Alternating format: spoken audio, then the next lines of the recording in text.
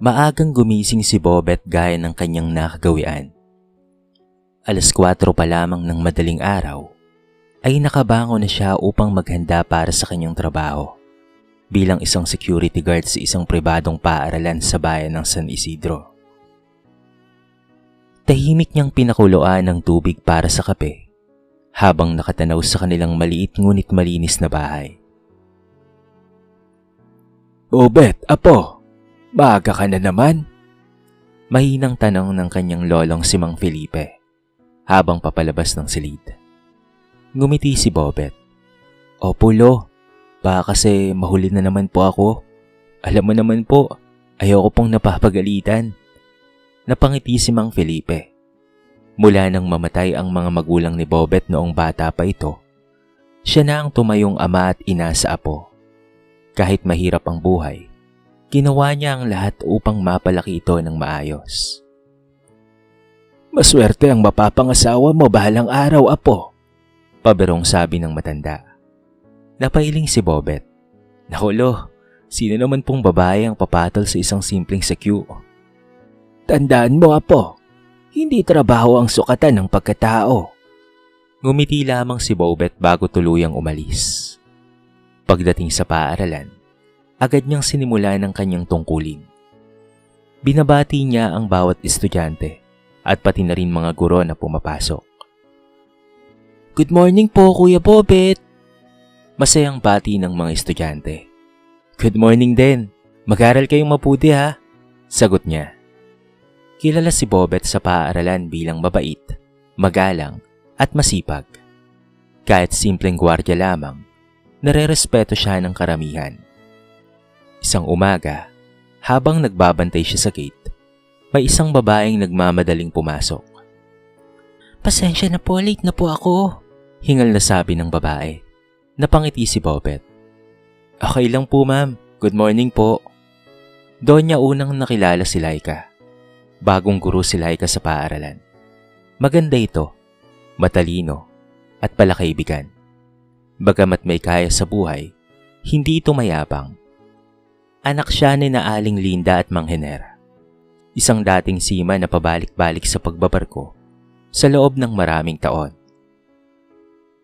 Dahil sa sipag ni Mang Hener sa pagtatrabaho sa barko, naging maginhawa ang buhay ng kanilang pamilya. Nakapagpatayo sila ng malaking bahay, nakabili ng mga sasakyan, at nakapag-ipon para sa kinabukasan ni Laika. Ngunit sa kabila ng kanilang magandang buhay, nanatiling simple at mapagpakumbaba si Laika. Mula noon, halos araw-araw nang nagkakasalubong sina Bobet at Laika sa paaralan. "Magandang umaga, Bobet," masiglang bati ni Laika. "Magandang umaga rin po, Ma'am Laika." Nahihiyang tugon ni Bobet. Hindi nagtagal, naging magkaibigan ang dalawa. Tuwing break time, minsan ay nagdadala si Laika ng merienda para kay Bobet. "Bobet, kumain ka na ba? Tara, kain tayo." "Wag na po, ma'am. Baka kulangin po sa inyo yan." "Naku, marami to. Hati tayo." Dahil dito, mas nakilala ni Laika ang tunay na pagkatao ni Bobet. Minsan, sinadya ni Laika na bisitahin si Bobet sa kanilang bahay matapos malaman na may sakit si Mang Felipe. Pagdating roon, naabutan niyang pinapakain ni Bobet ang matanda. "Dahan-dahan lang po, Lo," malumanay na sabi ni Bobet. Tahimik na pinagmasdan ni Laika ang tagpong iyon. Hindi niya inaasa na sa likod ng simpleng uniforme ng isang gwardiya ay may isang lalaking napakabuti at mapagmahal sa kanyang lolo. Pag-uwi ni Laika, hindi niya maiwasang mapangiti. Samantala, napansin ni Bobet na unti-unti nang nagiging espesyal sa kanya si Laika. Ngunit tuwing naiisip niya ang agwat ng kanilang katayuan sa buhay, agad niyang pinipigil ang kanyang sarili. "Anong laban ko? Isa lang naman akong sikyo." Malungkot niyang bulong sa sarili. Isang gabi, napansin ni Mang Felipe na tila balisa ang apo. "May gusto ka bang sabihin, apo?" Napabuntong hininga si Bobet. "Lo, may gusto po kasi akong ligawan." Napangiti ang matanda. "At ano naman ang problema?" "May kaya po sila sa buhay, Lo. Baka pagtawanan lang ako." Hinawakan ni Mang Felipe ang balikat ng apo. Subukan mo, apo. Wala namang mawawala kung magiging tapat ka. Kinabukasan, habang pauwi si Laika, nilapitan siya ni Bobet. Ma'am Laika, pwede ba kitang makausap? Napahinto si Laika. Ano yun? Huminga ng malalim si Bobet. Patagal ko na kasi itong gustong sabihin, pero gusto sana kitang ligawan. Nagulat si Laika at natigilan. Hindi malaman ni Bobet kung ano ang magiging sagot nito. Nanatiling tahimik si Laika matapos marinig ang pag-amin ni Bobet. Kitang-kita ni Bobet ang pagkagulat sa mukha nito, kaya agad siyang yumuko. Pasensya na po, Ma'am Laika. Kung hindi po kayo komportable, kalimutan niyo na lang ang sinabi ko kanina. Ngunit bago pa man siya tuluyang makalayo, nagsalita si Laika. Bobet, sandali. Huminto si Bobet at dahan-dahang lumingon. Ngumiti si Laika. Matagal ko na rin napapansin kung gaano kakabait at kasipag. Sa totoo lang, gusto rin kita. Parang tumigil ang mundo ni Bobet sa kanyang narinig. Totoo ba? Halos hindi siya makapaniwala. Tumango si Laika. Oo, pero gusto kong dahan-dahan lang muna tayo. Hindi mapigilan ni Bobet na mapangiti. Sa unang pagkakataon, naramdaman niyang may pag-asa rin pala ang isang simpleng taong katulad niya. Mula noon, mas naging malapit ang dalawa sa isa't isa. Sabay silang nagkakape tuwing break time at nag-uusap pagkatapos ng klase. At minsan ay sabay pang umuwi. Hindi nagtagal, ay naging opisyal na silang magkasintahan. Masayang masaya si Mang Felipe nang ipakilala ni Bobet si Laika. Lo, siya po si Laika. Agad na nagmano si Laika. Magandang hapon po, Lolo Felipe. Napangiti ang matanda. Napakaganda mo, iha. Pero mas natutuwa ako dahil mabait ka. Naging magaan ang loob ni Mang Felipe kay Laika. Nakita niyang tunay na mahal nito ang kanyang apo. Subalit hindi ganoon ang magiging pagtanggap ng pamilya ni Laika. Isang gabi, habang sabay-sabay silang naghahapunan, napansin ni Aling Linda ang kakaibang saya sa mukha ng anak. Bakit ang saya-saya mo ngayon, anak? Tanong nito. Ngumiti si Laika. Ma, pa, may gusto po sana akong ipakilala sa inyo. Nagkatinginan ng mag-asawa. Sino naman yun, anak? Tanong ni Mang Hiner. Boyfriend ko po. Agad na natuwa si Aling Linda. Naku, mabuti naman at nagka-boyfriend ka na, anak. Seaman din ba yan gaya ng tatay mo? Napayuko si Laika bago nagsalita. Hindi po. Security guard po siya sa paaralan. Biglang natahimik ang buong hapag. Ano? Gulat na tanong ni Aling Linda. Mamabait po si Bobet. Huwag mong sabihing seryoso ka sa lalaking yon. Putol ka agad ni Aling Linda. Ma, mahal ko po siya. Napailing si Aling Linda. Anak, hindi ka namin pinag-aral para lamang mapunta sa isang CQ. Linda, pakinggan muna natin si Laika. Mahinang sabi ni Mang Hiner. Ngunit halatang hindi rin ito sang-ayon.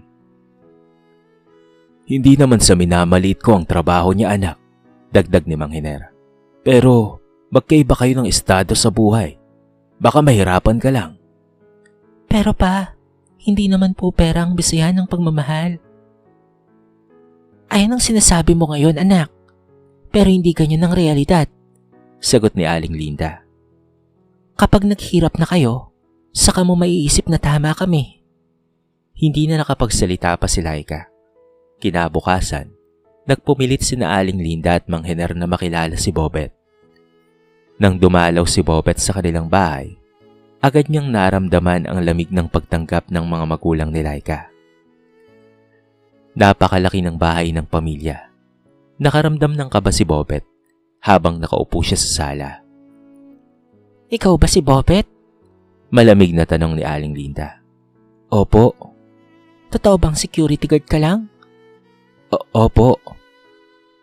Tingin mo ba, kaya mong buhayin ang anak namin? Hindi ka agad nakasagot si Bobet. Ma'am, hindi po ako mayaman pero sisikapin ko pong ibigay kay Laika ang maayos na buhay. Napangisi si Aling Linda. Sisikapin? Hindi sapat ang pagsisikap.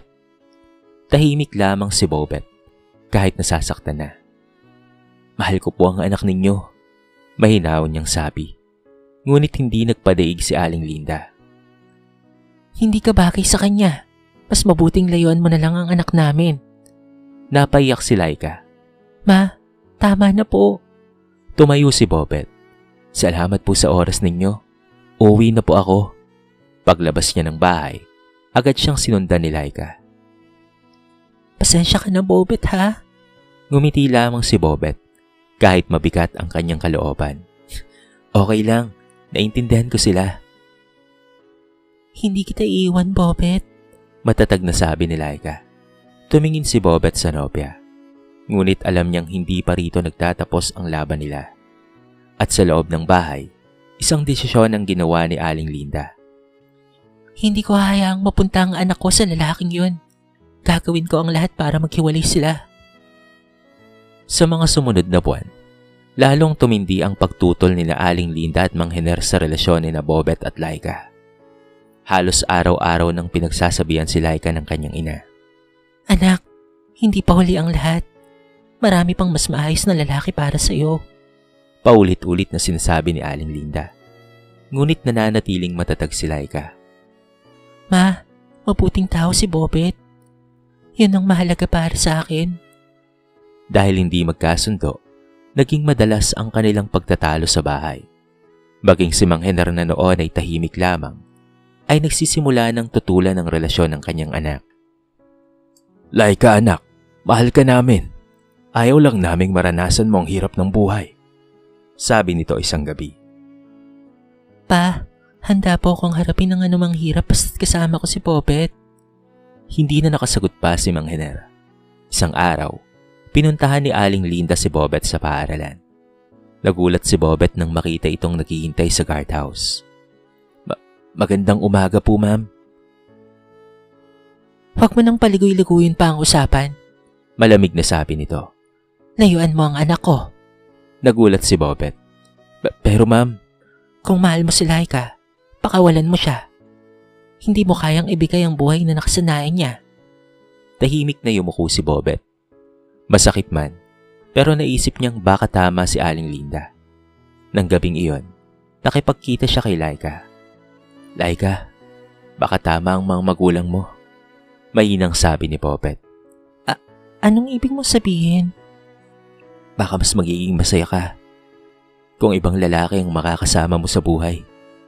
Napaluha si Laika. Pero Bobet, pinapalis mo na ba ako sa buhay mo? Hindi. Ayoko lang mahirapan ka dahil sa akin. Mahigpit na hinawakan ni Laika ang kanyang kamay. Makinig ka sa akin. Hindi pera ang pinili ko. Ikaw ang pinili ko. Hindi napigilan ni Bobet ang mapaluha. Makalipas ang ilang linggo, gumawa ng matapang na desisyon ng dalawa. Nagpasya silang magpakasal. Sa simpleng seremonya sa munisipyo, ilang kaibigan lamang at si Mang Felipe ang dumalo. Habang naglalakad si Laika papunta kay Bobet, hindi nito napigilang maiyak. Wala man sina Mama at Papa. Masaya pa rin ako dahil ikaw ang pakakasalan ko. Bulong niya. Hinawakan ni Bobet ang kanyang kamay. Pangako, gagawin ko ang lahat para hindi mo pagsisiyan ang desisyong ito. Matapos ang kasal, lumipat ang mag-asawa sa maliit na inuupahang bahay malapit sa paaralan. Maliit lamang ito. May isang silid, maliit na kusina, at kagamitan. Sa unang gabi nila roon, napatingin si Laika sa paligid. Pasensya ka na ha, ito lang muna ang kaya ko, mahal. Nahiyang sabi ni Bobet. Ngunit ngumiti si Laika. Bobet, hindi ako lumaki na sinusukat ang kaligayahan sa laki ng bahay. Niyakap niya ang asawa. Basta't kasama kita, masaya ako. Bagaman simple lamang ang kanilang buhay, naging masaya sila. Sabay silang nagluluto, namamalengke, at nangangarap para sa kanilang kinabukasan. Lalo namang tumibay ang pagsasama ni Bobet at Mang Felipe. Tinuring ni Laika na tunay na ama ang matanda. Ngunit habang masaya ang mag-asawa, Patuloy pa rin nagtatanim ng sama ng loob sina Aling Linda at Mang Henera. Sa oras na magsisi siya, babalik rin siya rito. Matigas na sabi ni Aling Linda. Lumipas ang 1 taon. Isang gabi, habang naghahapunan sila, biglang napahawak sa dibdib si Mang Felipe. "Lo!" sigaw ni Bopet. Bigla itong nawala ng malay. Dali-dali nila itong isinugod sa ospital. Matapos suriin ng doktor, kinausap sila nito. Kailangan pong maoperahan si Mang Felipe sa lalong madaling panahon. "Ano po ang kondisyon niya, Dok?" Nanginginig na tanong ni Bopet. May malupa po siyang sakit sa puso. Parang gumuho ang mundo ni Bopet. "Magkano po ang kakailanganin?" Napabuntong hininga ang doktor. "Mahigit ₱250,000 po." Napatulala si Bopet. Bilang isang simpleng security guard, hindi niya alam kung saan kukuha ng ganoong kalaking halaga. Habang nakahiga si Mang Felipe sa hospital bed, tahimik na tumulo ang luha ni Bopet. Hindi niya kayang mawala ang taong tumayong magulang sa kanya. Ngunit papaano niyang maililigtas ang kanyang pinakamamahal na lolo kung kapos na kapos sila sa pera? Hindi makapaniwala si Bopet sa halagang sinabi ng doktor. Mahigit ₱250,000. Para sa isang simpleng security guard na kumikita lamang ng sapat para sa araw-araw nilang gastusin, tila imposibleng maipon ang ganoong kalaking halaga sa loob lamang ng ilang araw. Tahimik siyang nakaupo sa labas ng silid ni Mang Felipe habang nakayuko. Katabi niya si Laika na pilit na pinapakalma ang asawa. Bopet, makakahanap din tayo ng paraan. Mainang sabi nito. Napailing si Bopet. "Hindi ko alam kung paano, Laika. Kahit ibenta ko lahat ng meron tayo, hindi pa rin sasapat." Hinawakan ni Laika ang kanyang kamay. "Magtutulungan tayo." Ngunit lingid sa kaalaman ni Bopet, pinuntahan na ni Laika ang kanyang mga magulang upang humingi ng tulong. Pagdating niya sa malaking bahay ng mga ito, agad siyang sinalubong ni Aling Linda. "Napadalaw ka. Nagsisisi ka na ba?" Malamig nitong tanong.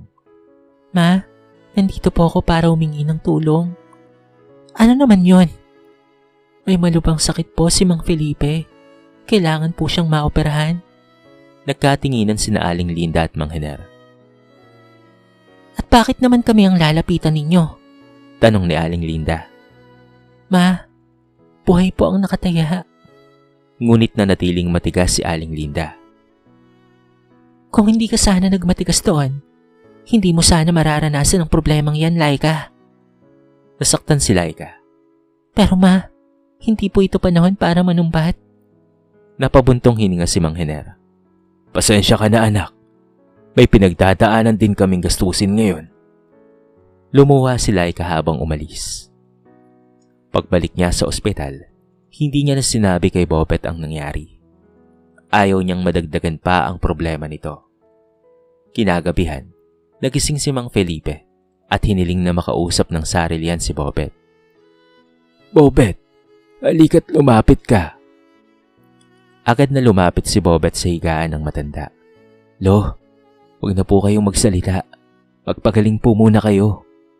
Ngunit mahina itong ngumiti. "May matagal na akong gustong sabihin sa iyo." Nagtaka si Bopet. "Ano po yun, Lo?" Huminga ng malalim sa Mang Felipe.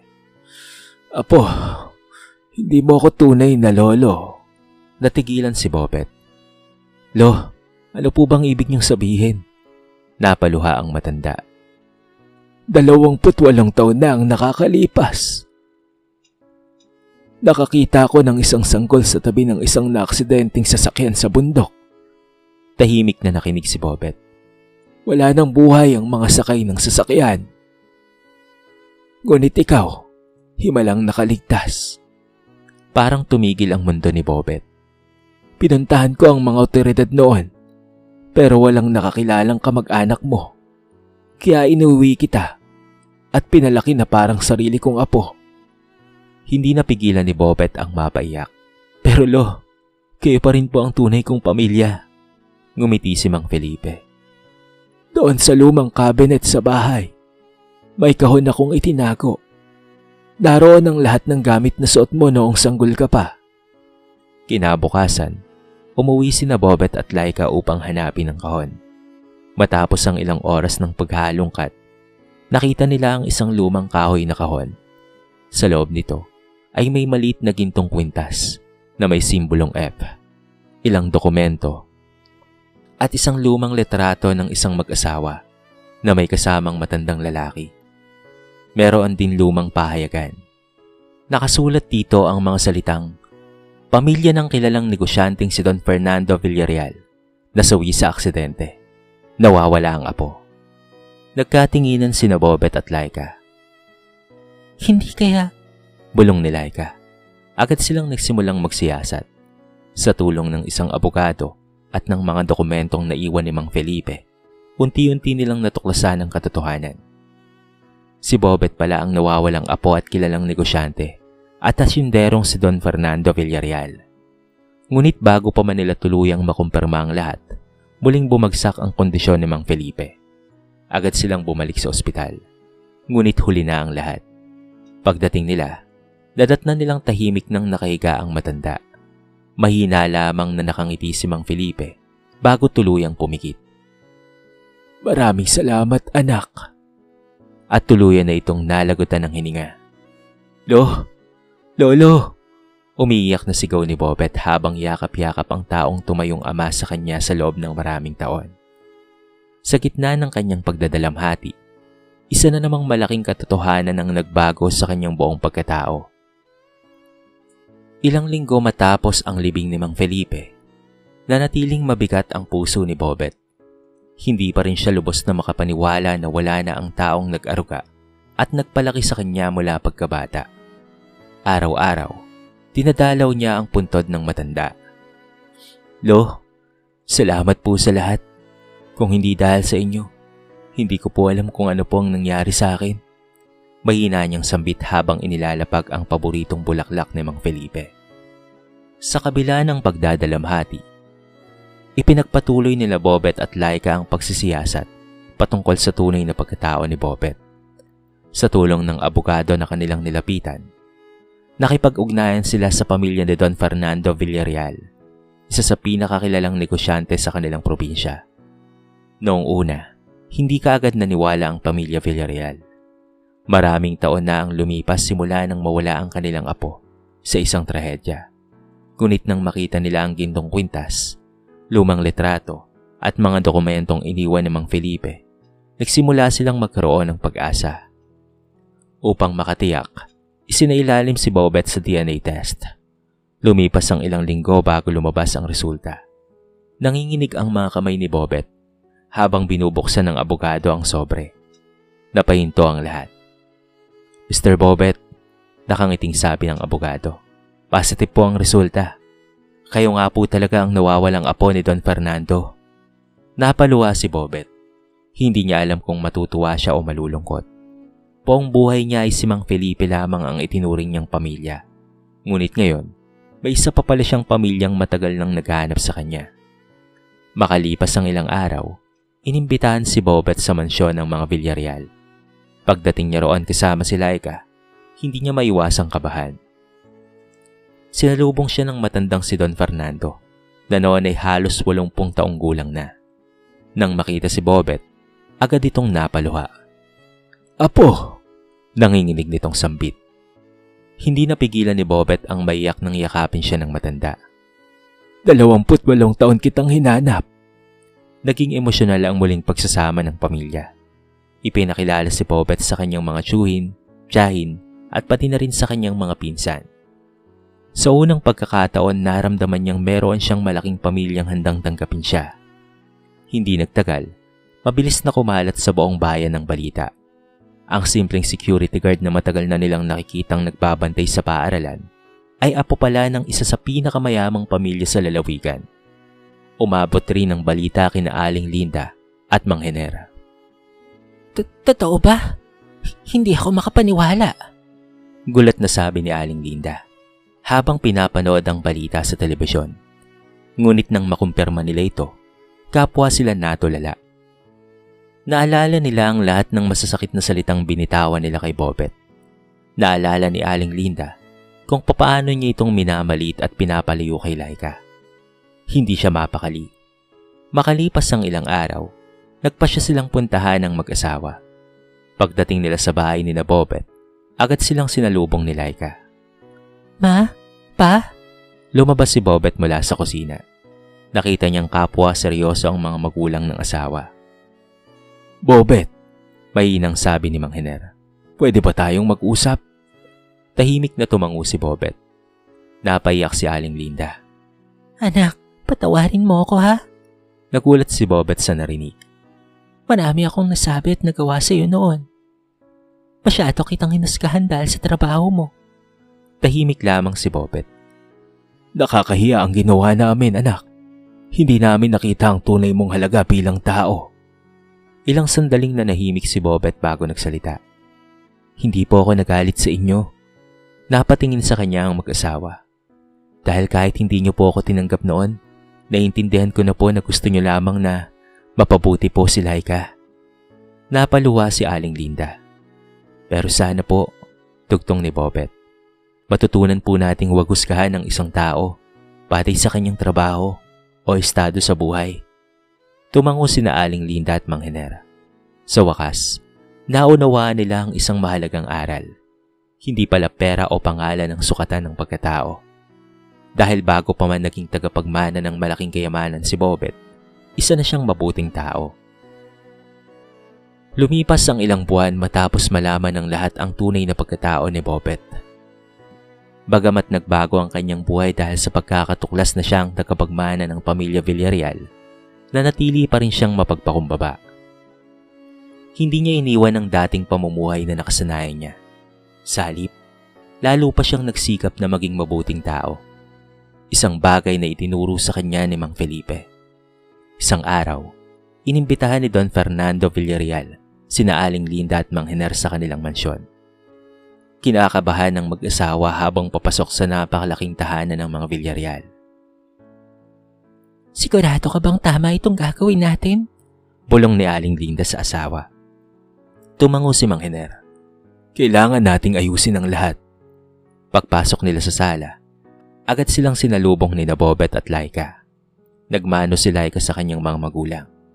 Ma, Pa, salamat po at pumunta kayo. Tahimik lamang si Aling Linda bago mahigpit na niyakap ang anak. Anak, salamat at pinatawad mo kami ha. Masyado akong naging mapanghusga. Napaluha rin si Laika. Matagal ko na po kayong pinatawad, Ma. Lumapit naman si Mang Hiner kay Bobet. Anak, maraming salamat dahil di ka nagtanim ng galit sa amin. Ngumiti si Bobet. Kung may tinuro man po sa akin si Lolo Felipe, yun po ay ang kahalagahan ng pagpapatawad. Mula noon, unti-unting naibalik ang magandang samahan ng dalawang pamilya. Madalas nang bumisita sina Aling Linda at Mang Hiner sa bahay ni Bobet at Laika. Hindi na sila ang dating mapagmataas na mag-asawa. Sa katunayan, si Aling Linda pa ang unang nagkukwento sa mga kapitbahay patungkol sa kabutihan ng kanyang manugang. Napakabuting tao ni Bobet. Hindi man siya mayaman noon. Mayaman naman ang puso niya. Madalas niyang sabihin. Samantala, bilang pagtanaw ng utang na loob kay Lolo Felipe, nagpasya sina Bobet at Laika na magtatag ng isang scholarship program para sa may hirap, ngunit masisipag na estudyante sa kanilang bayan. Pinangalanan nila itong Mang Felipe Educational Foundation. Maraming kabataan ang nabigyan ng pagkakataong makapag-aral dahil dito. Isang araw, ginanap ang formal na pagbubukas ng foundation. Naroon ang buong pamilya, mga guro, mga estudyante, at mga mamamayan ng bayan. Sa kanyang maikling talumpati, hindi napigilan ni Bobet ang maging emosyonal. Hindi po ako nakatayo rito dahil mayaman ako. Nakatayo po ako rito dahil may isang matandang nagmahal sa akin na parang tunay na apo. Napaluha ang marami sa mga naroon. Si Lolo Felipe po ang nagturo sa akin na ang tunay na yaman ay hindi pera, kung hindi ang mabuting puso, pagmamahal sa pamilya at pagtulong sa kapwa. Malakas na palakpakan ang sumunod. Pagkalipas ng ilang araw, Magkahawak kamay na nagtungo sina Bobet at Laika sa sementeryo. Tahimik nilang nilinis ang puntod ni Mang Felipe. Naglagay si Bobet ng sariwang bulaklak bago siya lumuhod. Lo, natupad na po namin ang pangarap ninyo. Marami na po kaming natutulungan. Napangiti si Laika habang pinagmamasdan ng asawa. Salamat po dahil pinalaki niyo po si Bobet bilang mabuting tao. Tahimik na umihip ang malamig na hangin na tila ba sumasagot sa kanilang pasasalamat. Habang papalayo sila sa puntod, napangiti si Bobet. Sa wakas, natagpuan na niya hindi lamang ang kanyang tunay na pamilya, kung hindi pati na rin ang mas mahalagang bagay, ang tunay na kahulugan ng pagiging mayaman. Dahil sa huli, napatunayan niyang lahat na ang dangal ng tao ay hindi nasusukat sa trabaho, estado sa buhay, o dami ng pera. Ang tunay na yaman ay nasa kabutihan ng puso at pagmamahal sa kapwa. Sa kwentong ito ay marami tayong mapupulot na aral. Huwag husgahan ng isang tao batay sa kanyang trabaho o estado sa buhay. Ang tunay na halaga ng tao ay nasusukat sa kanyang kabutihan, katapatan at pagmamahal sa kapwa. Ang pagmamahal ay hindi nakabatay sa kayamanan, kung hindi sa respeto, tiwala at pagsasakripisyo para sa isa't isa. Ang pagiging mapagmataas at mapanghusga ay maaaring magdulot ng pagsisisi. Mahalagang kilalanin muna ang tunay na pagkatao ng isang tao bago siya husgahan. Ang pagpapatawad ay susi upang muling mabuo ang nasirang samahan ng pamilya. Ang tunay na yaman ay hindi sa pamamagitan ng pera o ari-arian, kung hindi ang mabuting puso, pagmamahal sa pamilya, at pagtulong sa kapwa. Dito na po nagtatapos ang ating maiksing kwento sa araw na ito. Sana po ay nagustuhan nyo, at sana po ay kinapulutan nyo ng maraming aral. Kayo mga kabarangay, ano ang masasabi nyo sa ating kwento? I-comment nyo naman po sa baba ang inyong mga reaksyon at babasahin natin ang lahat ng yan. I-comment nyo na rin kung taga-saan kayo para naman malaman ko kung hanggang saan nakaabot ang video na ito. Paki-like and share na rin po ang ating kwento para mapakinggan na rin ng iba. At kung bago ka pa lamang sa ating channel, baka naman pwedeng pakihit ang subscribe button at bell notification button para palagi kang updated sa mga bago nating upload na katulad nito. So paano mga kabarangay? Hanggang sa muli, thank you so much and peace out!